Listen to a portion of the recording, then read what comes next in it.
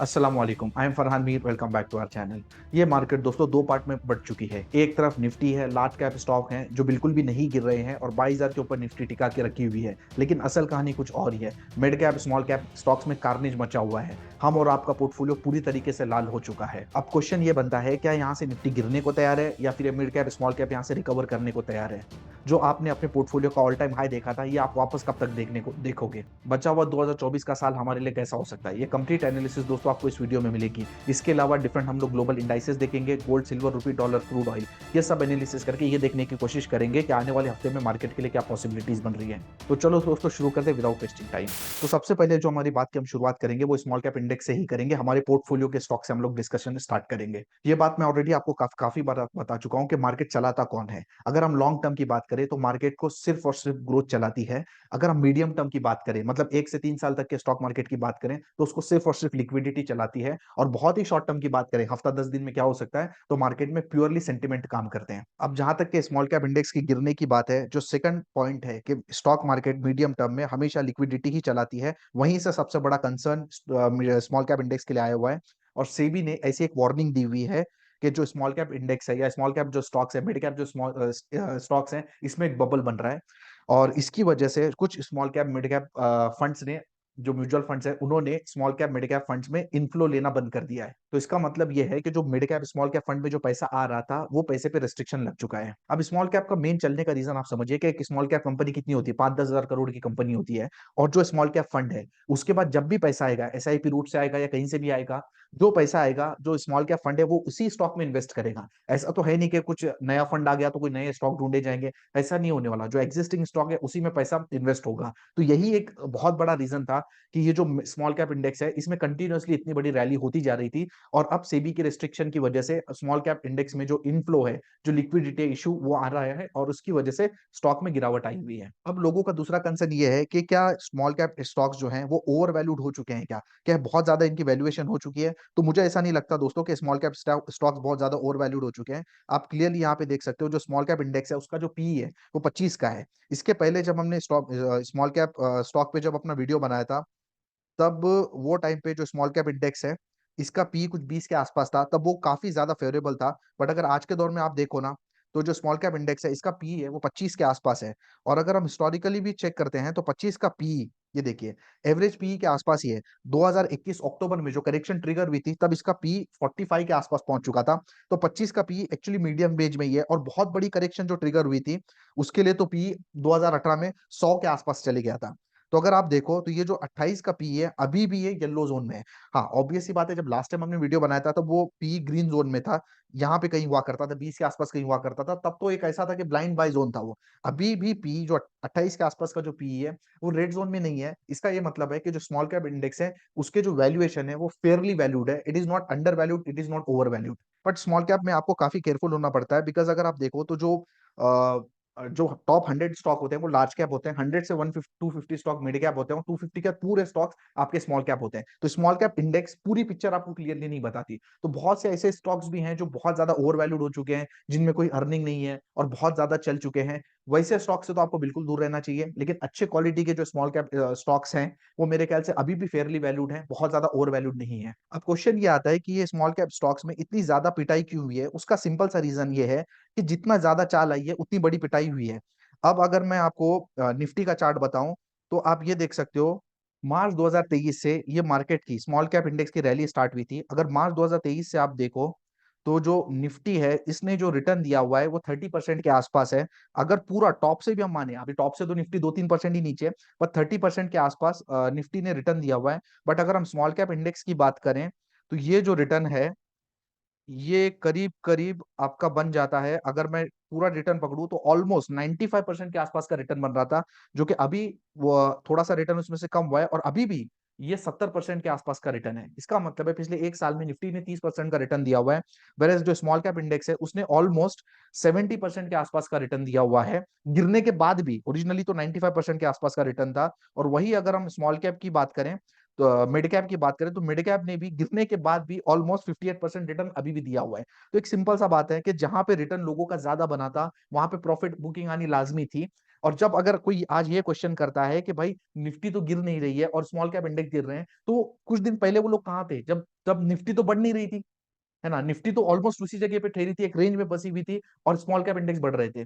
तब तो किसी का क्वेश्चन नहीं आया कि भाई ऐसा क्यों हो रहा है कि निफ्टी तो रुकी हुई, हमारे स्टॉक तो चले जा रहे हैं, हमारे पोर्टफोलियो तो बढ़े जा रहे हैं। लेकिन जैसे ही मार्केट गिरने लग गई, लोगों का सवाल आने लग गया भाई कि निफ्टी तो नहीं गिर रही बट पोर्टफोलियो गिर रहा है। तो आप समझिए कि यही इसी तरीके से स्टॉक मार्केट चलती है, जहां पे गिरा, जहां पे ज्यादा बड़ी चाल आई थी, वहीं पे करेक्शन की शुरुआत हुई है। अब क्वेश्चन ये आता है कि अब ये जो मार्केट में स्मॉल कैप इंडेक्स में ये जो गिरावट आई हुई है, अब इसमें क्या पॉसिबिलिटीज बन रही है। अब जिसके पहले जब भी आपने देखा, जैसे यहाँ पे करेक्शन आई थी, यहाँ पे करेक्शन आई थी, यहाँ पे करेक्शन आई थी, यहाँ पे करेक्शन आई थी, जैसे करेक्शन आती थी ना, मार्केट सीधा सीधा वहां से उठ के चल देती थी और अपना एक नया ऑल टाइम हाई क्रिएट कर देती थी। बट ये केस में अब जो यहाँ पे सिचुएशन बनी हुई है ना, अब ये मेरे ख्याल से सिचुएशन थोड़ी सी क्रिटिकल है। उसका जो मेन रीजन ये है कि ये बहुत बड़ी करेक्शन हो चुकी है। ये देखिए, ये जब छोटी मोटी करेक्शन थी ना, तब तो ठीक है, मार्केट सीधा उठा के चल सकती है। लेकिन आपने समझना है कि भाई इसको क्या बोलते हैं, इसको बोलते हैं एक्सीडेंट। और हर एक्सीडेंट के बाद ना रेस्ट करना जरूरी होता है। यहाँ पे छोटा मोटा एक्सीडेंट था तो बहुत ज्यादा रेस्ट करने की जरूरत नहीं थी, सीधा पेशेंट भाग लिया। बट अगर इतना बड़ा एक्सीडेंट हुआ है, मतलब हड्डी वड्डी टूटी है, तो यहाँ पे रेस्टिंग पीरियड बहुत ज्यादा जरूरी है। तो अब मुझे ऐसा बिल्कुल भी नहीं लगता कि यहाँ से सीधा हम उड़ देंगे और इस ऑल टाइम हाई को निकाल देंगे। जो कि लास्ट टाइम जब मैंने ये टाइम पे वीडियो बनाया था, ये टाइम पे वीडियो बनाया था, तब मैंने कहा था कि अभी तो यहाँ से मार्केट को बहुत ऊपर जाना है। बट अब इस गिरावट को देख के ऐसा लगता नहीं है कि सीधा सीधा स्मॉल कैप इंडेक्स यहाँ से सीधा ऑल टाइम हाई को निकालने को तैयार है। और स्मॉल कैप इंडेक्स का जो मेन एक रीजन भी था जिसकी वजह से चल रहा था, कि लिक्विडिटी, जितना पैसा आ रहा था उसकी वजह से स्मॉल कैप इंडेक्स और ज्यादा चल रहा था। अब सेबी की वार्निंग की वजह से वहां पे एक तरीके की रोक पड़ चुकी है। तो अब यहाँ पे क्या होने की पॉसिबिलिटीज है, पॉसिबिलिटी दोस्तों, अब ऐसा लगता है ना कि यहाँ से ये जो एक बाउंस लिया है, अब ये भी आप क्लियरली देख सकते हो कि थर्सडे और फ्राइडे को 2 दिन का बाउंस आया। थर्सडे के दिन ऑलमोस्ट जो स्मॉल कैप इंडेक्स था वो 3.5% ऊपर था, और फ्राइडे के दिन भी फ्लैट टू पॉजिटिव ही था। तो ये 2 दिन में अगर मैं आपको जाके डेटा बताऊं, तो एफआईएस और डीआईएस ने इनफैक्ट जो थर्सडे के दिन जो 3.5% ऊपर था, उसमें आप देखिए जो एफआईएस है उन्होंने तो बेचा हुआ है, एंड फ्राइडे के दिन भी कुछ खास नहीं खरीदा। और यहाँ पे इनफैक्ट थर्सडे के दिन तो डीआईएस ने बहुत 140 करोड़ की खरीदारी की है, और इन्होंने तो 1350 करोड़ का बेचा हुआ है।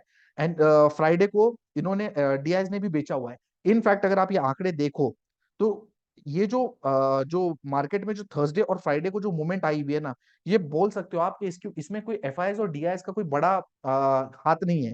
ये पूरा के पूरा रिटेल इन्वेस्टर का ही किया कराया है। और आप समझिए कि मार्केट को ना रिटेल इन्वेस्टर लोग ना ज्यादा ड्राइव नहीं कर सकते। ये मार्केट एफआईएस और डीआईएस की वजह से चलती है। जो बड़े लोग हैं ना, वो मार्केट को कंट्रोल करते हैं।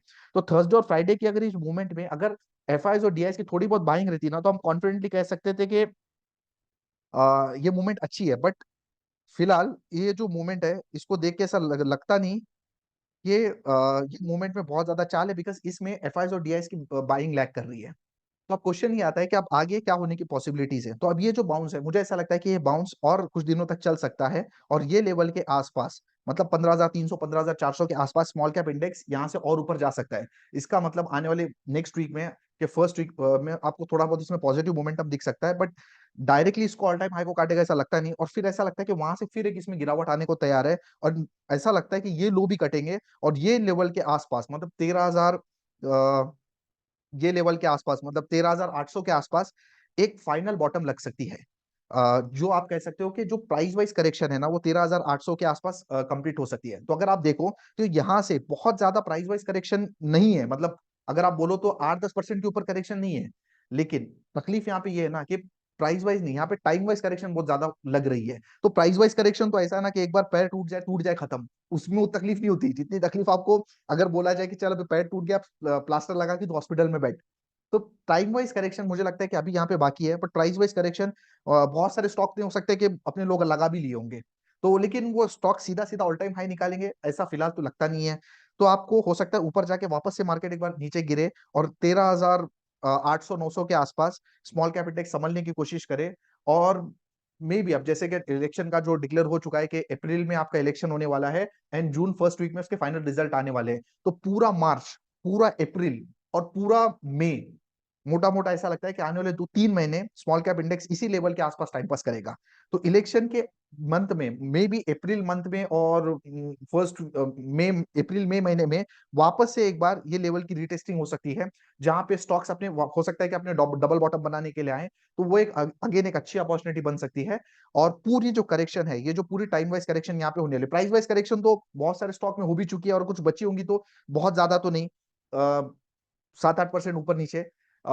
उसके बाद जो टाइम वाइज करेक्शन है, यहाँ से मुझे ऐसा लगता है कि आने वाले 2-3 महीने अब इस मार्केट में आपको पेन देखने मिलेगा। और एक बार इलेक्शन के रिजल्ट आ जाए, इलेक्शन के रिजल्ट में पैसा कुछ ये नहीं है कि बीजेपी नहीं आएगी, बीजेपी आएगी, ये तो बात पक्की है, बट अब ये फर्क ये बन रहा है कि कितने सीट्स लेके आएगी। तो एक बार ये इलेक्शन के रिजल्ट की क्लियरिटी आ जाए और maybe end of May और एंड ऑफ जून के आसपास, एंड ऑफ मई और जून के आसपास ये मार्केट में एक रैली बनने को स्टार्ट है, तो ये पूरा एक ओवरऑल व्यू बन रहा है। तो अभी फिलहाल आने वाले 2-3 महीने में अब इस मार्केट में बहुत ज्यादा स्मॉल कैप में कुछ होता हुआ लगेगा नहीं। अब ऑब्वियस सी बात है, ये एक बुल मार्केट है, इसमें तो किसी को डाउट नहीं है ना। और बुल मार्केट में जो बाउंसेस होते हैं ना, वो बहुत ज्यादा शार्प होते हैं, और ऐसा लगता है कि यार ये तो रिवर्सल हो गया। जैसे यही बाउंस पकड़ लो आप, ये बाउंस को देख के क्या लगा होगा कि यार ये तो रिवर्सल हो गया, खत्म, अब मार्केट यहाँ से सीधा सीधा ऊपर जाएगी। तो बाउंसेस इसी तरीके के आएंगे, बहुत बड़े बड़े बाउंसेस आएंगे जो आपको कन्विंस करेंगे कि रैली मतलब वापस से स्टार्ट हो चुकी है, लेकिन उसके बाद फॉल भी वैसे ही आएंगे। तो यहाँ पे बेसिकली आने वाले 2-3 महीने में यहाँ पे हो सकता है कि मार्केट थोड़ा सा टाइम पास करे, अपने आप को ग्राइंड करे। और जो जो लोग पिछले चढ़े हुए हैं, अब ये जो रैली आप स्मॉल कैप की आप देखिए, ये रैली बराबर लास्ट मार्च में चालू हुई थी, मार्च 2023 में, तो 1 साल की रैली है। अब इसमें काफी सारे लोग इस मार्केट में चढ़ चुके हैं, है ना। अब उनको निकालने का भी प्रोसेस करना है, क्योंकि जब तक मार्केट हल्की नहीं हो जाएगी, जब तक रिटेल इन्वेस्टर कम नहीं रहेंगे, तब मार्केट चलेगी नहीं। तो यहाँ पे मुझे ऐसा लगता है कि मार्केट अभी बहुत ज्यादा यहाँ पे टाइम पास करेगी, खून चूसेगी। और जितने लोग यहाँ पे मार्केट में चढ़े हुए, जिनको मार्केट पे कन्विक्शन नहीं है, बस इधर उधर सुन लिया, देख लिया, वो लोगों को यहाँ से मार्केट से बाहर निकालने का प्रोसेस होगा। और उसके बाद ये मार्केट ये साल के में सेकंड हाफ में यहाँ से चलने को तैयार होगी। तो ये फेज में आने वाले 2-3 महीने में ना ट्रेडिंग करना एक्सट्रीमली डिफिकल्ट होने वाला है, क्योंकि जब आपको लगेगा कि भाई सब खत्म हो गया, बेचने का टाइम है, वैसे भी बहुत बड़े बाउंस दिखेंगे। और जब बाउंस दिखेगा, आपको लगेगा बॉटम लग गई, और वहीं से भी बहुत बड़ी गिरावट आएगी। मतलब मार्केट ऊपर नीचे करेगी और पूरे लोगों के जो भी लोगों की एनर्जी खत्म कर देगी, लोगों के पैसा खत्म कर देगा, और ये होना जरूरी है, फ्लशिंग आउट प्रोसेस जरूरी है। And then market will be ready for the next up move. तो आने वाले 2-3 महीने में हो सकता है कि पोर्टफोलियो आपको इसी लेवल के आसपास दिखे, जो जो आज आपको दिख रहा है, या थोड़ा बहुत ऊपर नीचे दिखे। और आने वाले 2-3 महीने में ज्यादा मार्केट में मुझे स्मॉल कैप में पोर्टफोलियो में ज्यादा कुछ बड़ा दिखता नहीं है। तो ऐसे में बनी बजाय इसके कि मार्केट जब बाउंस ले तब खरीदने के, अगर आपको गिरावट पे मौका मिलता है तो आपको जरूर इस पे देखना चाहिए। और सेम स्टोरी अगर आपकी मिड कैप के साथ देखो, तो इसके साथ भी सेम कहानी है। अब ब्रॉडर पिक्चर की अगर मैं बात करूं, निफ्टी की कहानी तो बिल्कुल एग्जैक्टली अपोजिट है। इसमें तो देखिए ना, इसमें तो कोई चाल ही नहीं है। अब ये जो लेवल है, यहाँ पे आप देखिए निफ्टी काफी लंबे टाइम तक फ्लैट है, और ये सेम पीरियड में आप देखिए स्मॉल कैप में ये हुआ था। तो इनफैक्ट वही बात है, अब जब भी निफ्टी फ्लैट थी तब स्मॉल कैप चल रहा था।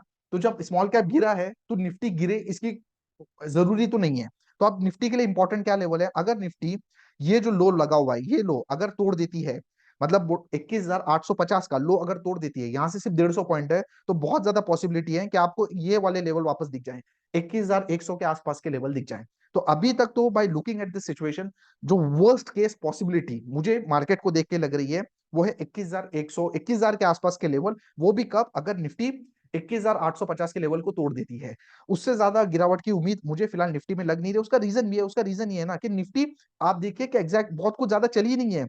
यहां से अगर आप देखिए, एक तरीके से करेक्शन ही तो चल रही थी, ये लेवल भी आपके 20,000 के आसपास ही है। और ये लेवल आपके कब है, जुलाई 2023 के। तो जुलाई 2023, और अब यहां से तो निफ्टी में कोई ज्यादा खास मूवमेंट आया नहीं है, इधर भी कोई खास मूवमेंट नहीं है। तो इसलिए जब मूवमेंट आई नहीं है, तो निफ्टी का गिरना ऐसा कोई भी जरूरी नहीं है। और यही चीज आपको बेसिकली अगर आप देखो ना, जो यूरोपियन मार्केट है, जो यूएस के मार्केट है, आप डाउ जोन्स देखिए। अब ये आप डाउ जोन्स का चार्ट देखिए, डाउ जोन्स आप देखिए, ये है आपका 2000, चलो 2022 मान लीजिए, जनवरी 2022 मान लीजिए। तो 2022 2023 2 साल के बाद का ब्रेकआउट अभी हुआ है 36,000 पे, और डाउ जोन्स 38,000 पे ठहरा हुआ है। आप समझिए कि हम लोग जब है ना, हम लोग एक इंडिविजुअल मार्केट एग्जिस्ट नहीं कर सकते पूरी वर्ल्ड में, ये पूरी चीजें एक दूसरे से कनेक्टेड हैं। तो mother of all market is US. तो यूएस में जो होता है ना, वहीं से हम इंडिकेशन लेते हैं। हालांकि अभी हमारी डाइवर्जेंसेस बढ़ती जा रही हैं, हम ज्यादा डिपेंडेंट नहीं है, बट ये नहीं हो सकता कि हम लोग यूएस चल ही नहीं रहा और हम चले जा रहे हैं, है ना।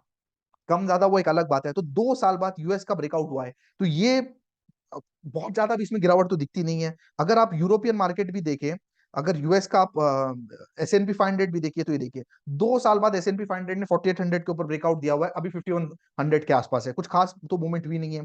अगर आप यूरोपियन मार्केट भी हम देखें, तो यूरोपियन मार्केट भी आप देखिए कि 2 साल के आसपास उसने भी एक ब्रेकआउट दिया हुआ है। तो ये यूरोपियन मार्केट और जो यूएस के मार्केट है, और इनफैक्ट जापान का मार्केट तो ऑल टाइम हाई पे ही चल रहा है, तो इन सब मार्केट को देख के ऐसा लगता नहीं कि ग्लोबल मार्केट में कुछ बहुत ज्यादा कुछ खराब है। तो इसकी वजह से निफ्टी बहुत ज्यादा खराब होगा, इसके चांसेस तो कम ही लग रहे हैं। लेकिन वही बात है, इसकी कहानी अलग चल रही है, मिड कैप स्मॉल कैप की कहानी यानी अलग चल रही है, पहले से अलग चल रही है, बस लोगों को नजर नहीं आ रहा था, है ना। तो हो सकता है कि वहां पे आपको ज्यादा पेन दिखे स्मॉल कैप मिड कैप में, अगर 2-4 महीना मार्केट इसी लेवल पे रुकती है, तो लोगों की तो वैसी हिम्मत टूट जाएगी और लोग इस मार्केट से आउट हो जाएंगे, और निफ्टी भी मूवमेंट नहीं करेगी, ऊपर नीचे करती रहेगी, और इसी तरीके से लोगों को यहाँ पे बाहर करने का प्रोसेस किया जाएगा। अब इसके अलावा अगर आप जो डॉलर इंडेक्स है वो देखें, डॉलर इंडेक्स देखिए वेरी इंपॉर्टेंट है। अगर डॉलर इंडेक्स टूटता है ना, तो ये पूरी इमर्जिंग मार्केट के लिए बेहतर होता है। अब डॉलर इंडेक्स एक टाइम पे 114 तक गया था, अभी फिलहाल तो फ्लैट रेंज पे काम कर रहा है, एंड इनफैक्ट डाउन ट्रेंड में ही है, और अभी फिलहाल 103 के आसपास काम कर रहा है। जब लास्ट टाइम मैंने वीडियो बनाया था तो हम लोग यहाँ पे थे आसपास। तो डॉलर इंडेक्स में भी कोई बड़ी बहुत खास बड़ी मूवमेंट नहीं दिख रही, ये बढ़ता है तो स्टॉक मार्केट में प्रॉब्लम आती है, बट अभी फिलहाल इसमें कोई बहुत ज्यादा कुछ पॉजिटिव चीजें दिख नहीं रही है। और उसके बाद और उसी का उल्टा असर आपको गोल्ड में दिख रहा है, गोल्ड ने एक बहुत अच्छा ब्रेकआउट दिया हुआ है। ये जो डॉलर इंडेक्स है और ये गोल्ड है, ये हमेशा ना इनवर्सली प्रोपोर्शनेट होते हैं, मतलब एक जब चलता है तो दूसरा उसके अपोजिट होता है। उसका सिंपल सा मतलब है ना, अगर डॉलर देखिए, ये सब एसेट क्लास होते हैं, एक एसेट जो एसेट क्लास चलती है ना, पैसा उसी को चेस करता है। तो अगर डॉलर चल रहा है, इसका मतलब है कि पैसा डॉलर में आ रहा है, तो ऑब्वियस सी बात है जो दूसरे एसेट क्लास है वो वहां से पैसा निकल के डॉलर में आएगा। तो अभी यहाँ पे आप देखिए कि जो गोल्ड है ना, इसने बहुत अच्छा ब्रेकआउट दिया हुआ है, तो ये अपने पे इंडिकेट भी कर रहा है कि आगे चल के जो डॉलर इंडेक्स है इसको गिरना है, और अगर डॉलर इंडेक्स गिरता है ना, तो अल्टीमेटली जो स्टॉक मार्केट है वो अच्छा परफॉर्म करती है। और सेम स्टोरी इनफैक्ट सिल्वर में भी है, सिल्वर अबाउट टू ब्रेकआउट है, बट गोल्ड ने तो बहुत अच्छा ब्रेकआउट दिया हुआ है। इनफैक्ट आप देखिए कि कितने लंबे टाइम का यहाँ पे ब्रेकआउट, गोल्ड का चार्ट तो बहुत ही बेहतर दिख रहा है। नेक्स्ट चीज जो होती है ना, वो क्रूड ऑयल होती है। क्रूड ऑयल ऐसा है कि ये क्रूड ऑयल छोटा सा इसने यहाँ पे ब्रेकआउट तो जरूर दिया हुआ है। ये क्रूड ऑयल हमारे लिए जितना नीचे रहे नहीं, नीचे रहे 75-80 की रेंज में, 85 तक भी चल जाएगा, इस रेंज में अगर रहे ना, तो हमारे लिए बेहतर माना जाता है। बहुत ज्यादा नीचे भी इसने जाना नहीं है, बिकॉज बहुत सारी चीजें हम इंपोर्ट करते हैं। तो क्रूड ऑयल के चार्ट पे एक ब्रेकआउट तो है, बट बहुत ज्यादा क्रूड ऑयल जाएगा ऊपर उसके भी चांसेस बहुत ज्यादा कम है, क्योंकि क्रूड ऑयल का फ्यूचर लॉन्ग टर्म में तो ठीक नहीं है, क्योंकि पूरी दुनिया तो क्रूड ऑयल से बाहर कुछ और करना चाह रही है, अल्टरनेट एनर्जी देख रही है, बहुत कुछ देख रही है। तो फिलहाल क्रूड ऑयल में एक ब्रेकआउट तो है, बट कुछ खास नहीं है, तो क्रूड ऑयल का चार्ट भी ठीक ठाक है। जो विक्स है उसमें आप देखिए, ये आपका इंडिया विक्स है, इसमें तो कुछ भी डर नहीं है। ठीक है, विक्स का मतलब होता है कि डर का माहौल। आप इसको देखिए, इसको देख के आपको क्या समझ आता है, कोई डर ही नहीं है। तो जो मिड कैप स्मॉल कैप में हो रहा है वो उनकी अपनी कहानी है। और इनफैक्ट अगर मैं आपको, और ये यूएस का विक्स है, यूएस का विक्स भी all time high all time low के आसपास है। अब इनफैक्ट अगर स्मॉल कैप इंडेक्स की ही हम बात करें, तो अगर आप देखो ये टॉप से अगर मैं इंडेक्स देखूं, तो टॉप से ये इंडेक्स कितना गिरा हुआ है, सिर्फ 10% गिरा हुआ है, 11% गिरा हुआ है इंडेक्स, और वो इंडेक्स सिर्फ टॉप से 11% गिरा है। तो जो नीचे से चला था 90%। तो प्रॉब्लम बस ये ना, लोगों की एंट्री गलत जगह हो जाती है। जब लोग, क्योंकि ये जब चलती है ना, तब लोगों को यकीन नहीं होता कि मार्केट चल भी सकती है, और जब टॉप के आसपास होती है तब लोगों को लगता है कि हाँ ये मार्केट तो बढ़िया है, फिर इधर उधर से सुन लेते हैं, हर जगह डिस्कशन होता है, स्टॉक को बाय कर लेते हैं। अभी तो सिर्फ 11% गिरी है, तो आइडियली अगर इस पूरी रिट्रेसमेंट भी कर ले 38% की, मतलब 13,800 तक तो आराम से आ सकती है। तो बहुत ज्यादा इसमें कुछ दिक्कत की बात दिखती नहीं है। तो ये अपना टोटल पूरा व्यू है, थोड़ा सा मैं अपने व्यू को यहाँ पे समराइज कर देता हूँ। देखिए निफ्टी में अगर आप देखो तो ऐसा कुछ बहुत बड़ी वीकनेस नहीं दिखती, उसका सिंपल सा रीजन ये है कि निफ्टी ने बहुत बड़ी मूवमेंट पीछे दिया हुआ भी नहीं है। प्लस उसको सपोर्ट करने के लिए जो ग्लोबल इंडाइसेस हैं, जो यूएस का चार्ट है, जो आपका यूरोपियन चार्ट है, वो भी बहुत स्ट्रांग दिख रहे हैं। प्लस जो डॉलर है उसमें कोई खास स्ट्रांग नहीं दिख रहा है। गोल्ड है वो गोल्ड में स्ट्रांग दिख रहा है, गोल्ड स्ट्रांग दिख रहा है, मतलब डॉलर गिरने का चांस है, डॉलर गिरेगा मतलब जो इक्विटी मार्केट है उसके लिए पॉजिटिव है। तो ओवरऑल अगर मैं mid cap small cap segment को हटा दूं और प्योरली अगर मैं निफ्टी की बात करूं, तो इसमें वीकनेस का कोई खास चांस नहीं है। बट फिर भी अगर इतना ज्यादा स्मॉल कैप मिड कैप में अगर वीकनेस आता है, तो हो सकता है कि उसका एक इफेक्ट, सेंटिमेंटल इफेक्ट निफ्टी पे भी गिरे। तो ऐसे में आपको 21,850 के लेवल इंपॉर्टेंट है, वो ही आपको याद रखने हैं। अगर वो लेवल ब्रेक डाउन कर देते हैं, तो आप समझिए कि जो 21,000 के आसपास के जो लेवल है वो निफ्टी में पॉसिबिलिटीज बन रही हैं। बट वही बात है, ये जो और ऊपर में फिलहाल 21,500 के आसपास जो निफ्टी का भी लगा हुआ है रिसेंट हाई, वो ऐसा लगता है कि बहुत जल्दी 22,500 के आसपास का जो हाई है वो बहुत जल्दी निकलेगा। अब इसकी पॉसिबिलिटी थोड़ी सी कम लग रही है। बट आप समझिए कि ये जो नीचे में आज हम 22,000 पे हैं, नीचे और ऊपर में बहुत ज्यादा नहीं है, 4-5% की मूवमेंट है पूरी मिला के। इस पूरी मूवमेंट में निफ्टी आने वाले 2-3 महीने पूरे निकालने को तैयार है, और इसी दौरान पे जो स्टॉक्स है उसमें बहुत ज्यादा हलचल होगी, ऊपर जाएंगे नीचे जाएंगे, बट अल्टीमेटली आप पाओगे कि स्टॉक्स कहीं नहीं गए। बड़े बड़े बाउंस आएंगे, फिर गिरेंगे, फिर बाउंस आएंगे, चलता रहेगा। प्रोबेबली नेक्स्ट मंथ अप्रैल के आसपास एक और मौका शायद मिलेगा स्मॉल कैप स्टॉक्स वगैरह में, जहां पे आप एंट्री कर सकते हैं। ऊपर नीचे मार्केट होगी, लोगों को डराएगी, लालच दिलाएगी, और बस यही है कि जो लोग चढ़े हैं मार्केट में उनको फ्लशिंग आउट का प्रोसेस हो जाएगा। तो आपने करना क्या है, अगर आपके पास पोर्टफोलियो है, लॉन्ग टर्म में आपने कुछ लिया हुआ है, अब तो आप रिलैक्स करो, देखो ही मत। ठीक है, सिंपल है। रमजान का महीना भी चल रहा है, तो अपनी इबादत पे ध्यान दो, पोर्टफोलियो को देखना बंद कर दो। ठीक है, जो कार्नेज होना था पोर्टफोलियो में हो चुका है। ठीक है, जो कार्नेज होना था पोर्टफोलियो में हो चुका है। अब यहाँ से अगर आपको 5-10% ऊपर नीचे से ज्यादा फर्क नहीं पड़ता, जो कि नहीं पड़ना चाहिए क्योंकि इतना तो ऑलरेडी गिर चुका है, तो 5-10% अगर फर्क नहीं पड़ता ना, तो पोर्टफोलियो को देखना आप बंद कर दो। और बाइंग के लिए कोशिश ये करो कि बाउंस में लेने से अच्छा गिरावट में अगर किसी दिन आपको और मिलता है, तो आप उसमें एडिशन करने की सोच सकते हो। एंड 2-3 महीने के बाद ही आपको इस पोर्टफोलियो में कुछ अच्छा होने होने दिखने लगेगा। अभी तक तो ऐसा ही लगता है। और वो टाइम तक ये जो लिक्विडिटी का जो प्रॉब्लम चल रहा है, जो सेबी ने वार्न किया हुआ है, स्मॉल कैप मिड कैप में जो फ्रॉड बन रही है, ये वो सब भी सेटल हो जाएंगी चीजें। पहली बार जब वार्निंग वगैरह आती है तो ये सब चीजें बनती हैं, बट इवेंचुअली मार्केट उस चीज को, क्योंकि वही बात है ना, जब अगर मार्केट कंसोलिडेट करती है, price wise time wise consolidate करती है, उसके वैल्यूएशन भी कंफर्ट हो जाएंगे, बहुत सारे इन्वेस्टर निकल भी जाएंगे, वो न्यूज भी खत्म हो जाएगी। एंड देन अगेन जो लिक्विडिटी फैक्टर है फिर वहीं पे आएगा, क्योंकि समझिए ना, पैसा तो अगेन वहीं पे आएगा जहां पे पहले आ रहा था। तो फिर लिक्विडिटी आएगी, फिर ये मार्केट चल देगी, और ये यही मार्केट का कानून है। तो ये जो गिरावट जो आई है ना, पहली बार आई है ना, आखिरी बार आई है, आगे भी आएगी, और इसी तरीके से सिस्टम चलते रहते हैं। तो डरने घबराने की कोई जरूरत नहीं है। 22,000 पे कोई निफ्टी का टॉप वॉप नहीं लग रहा है। सिंपली दिमाग में याद रखो कि भाई निफ्टी को एक दिन 3 लाख जाना है।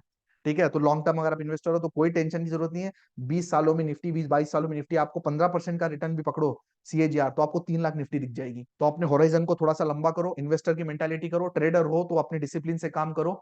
बड़े बड़े बाउंस आएंगे उसमें एग्जिट करने की कोशिश करो, बड़ी बड़ी गिरावट है उसमें परचेस करने की कोशिश करो। और याद करो कि आने वाले 20-25 सालों में इतना पैसा बनेगा जितना आपने इमेजिन भी नहीं किया होगा। बट वही बात है, वो सब के लिए आपको ये सब फेजेस झेलने पड़ेंगे, आते रहेंगे जाते रहेंगे, चलता रहेगा, होता है चलता है, दुनिया है। So that's it for this video. अगर वीडियो पसंद आए तो लाइक कीजिए, चैनल को सब्सक्राइब करिए, वीडियो को शेयर कीजिए। अगर आप म्यूचुअल फंड में इन्वेस्ट करना चाहते हैं, शेयर कमरान म्यूचुअल फंड में इन्वेस्ट करना चाहते हैं, तो डिस्क्रिप्शन में मैंने लिंक दिया हुआ है, उस लिंक पे जाइए, अकाउंट क्रिएट कीजिए, मेरा व्हाट्सअप नंबर दिया हुआ है, वहां पे जाइए, मुझे व्हाट्सअप कीजिए। मैं आपके साथ 1-to-1 कॉल करूंगा, आपकी रिक्वायरमेंट को समझूंगा, और हमारे साथ आप जुड़ के इन्वेस्टमेंट कर सकते हैं म्यूचुअल फंड में। अगर आप सीखना चाहते हैं कि कैसे मार्केट में काम किया जाता है, तो भी हमारा कोर्स अवेलेबल है, उसकी लिंक भी डिस्क्रिप्शन में है, वहां पे भी जाके आप एनरोल कर सकते हैं। So that's it for this video. बहुत जल्दी तो मेरा नेक्स्ट वीडियो अभी प्लान नहीं है, बिकॉज रमजान का महीना है, उसमें मेरा भी शेड्यूल थोड़ा सा पैक है। बट कोशिश करूंगा, अगर जो भी मेरा व्यू है अभी आपको मैंने दिया, अगर इसमें कुछ भी ऊपर नीचे होता है, और देखिए मार्केट है, मार्केट में चीजें बदलती रहती हैं, आपका एक व्यू होता है, वो सही भी हो सकता है, गलत भी हो सकता है। तो मार्केट में अगर आपका व्यू गलत है तो आपको चेंज होने के लिए तैयार रहना पड़ेगा, और अगर आप चेंज हो सकते हो तो ही आप मार्केट में सर्वाइव कर सकते हो। अगर आपने सोच लिया कि भाई ये ही सही है और ऐसे ही होता है, और जो मैं बोलूंगा वही होता है, तो एक दिन आप बिल्कुल इस मार्केट से पूरे के पूरे आउट हो जाओगे, पूरा नुकसान करके आउट हो जाओगे। तो व्यू है, चेंज भी हो सकता है, देखते रहेंगे आगे मार्केट में क्या होगा। अगर कुछ भी इसमें अपडेट होता है तो मैं आपके साथ वीडियो बनाऊंगा। और मुझे नहीं लगता कि अगर कोई व्यू में कोई चेंजेस हैं, जैसा हमने डिस्कस किया वैसे ही चल रहा है, तो फिर बहुत जल्दी तो शायद मार्केट रिलेटेड वीडियो शायद आप नहीं देखोगे। सेम चीज स्टॉक मार्केट आउटलुक 2024 में भी हमने डिटेल में डिस्कस किया था, जहां पे मोटा मोटा हमने ये सब चीजें डिस्कस ही की थी ओवरऑल। तो उसमें थोड़ा बहुत ये था कि जो टाइम हमने थोड़ा लेट सोचा था, थोड़ा जल्दी आ गया, तो कुछ भी चेंजेस रहेंगे तो आपको मैं वीडियो के थ्रू कन्वे करूंगा। That's it. तब तक अपना ख्याल रखिए, और स्पेशली रमजान में जो भी आप इबादत कर रहे हैं, जो भी आप दुआएं कर रहे हैं, उसमें मुझे जरूर याद रखिए। Thank you.